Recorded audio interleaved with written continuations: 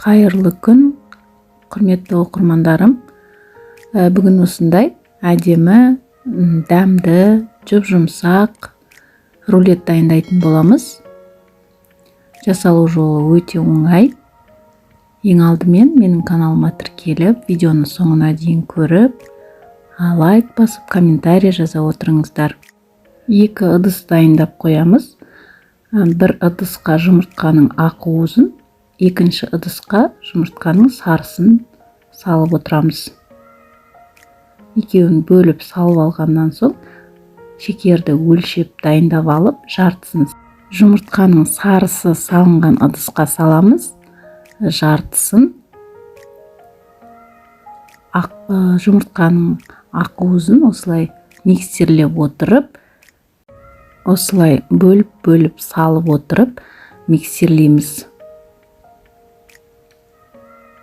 Жұмыртқаның ақ уызы осылай көбіктеніп, көтерілгенше миксерлеп аламыз.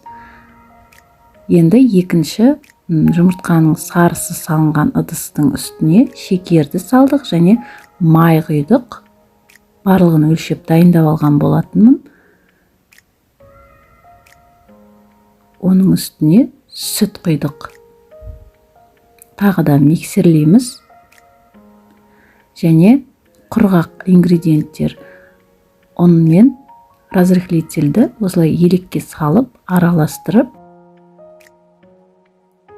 ыдысқа салып миксерлейміз. 2 бөліп салып миксерлейміз. Ұнды салып, жақсылап миксерлеп болғаннан соң,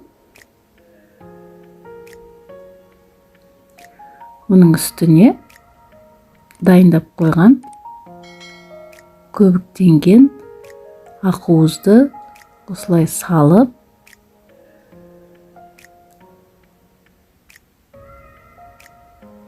қасықпен немесе осындай силикон күрекшесімен астынан жоғарыға қарай араластырамыз.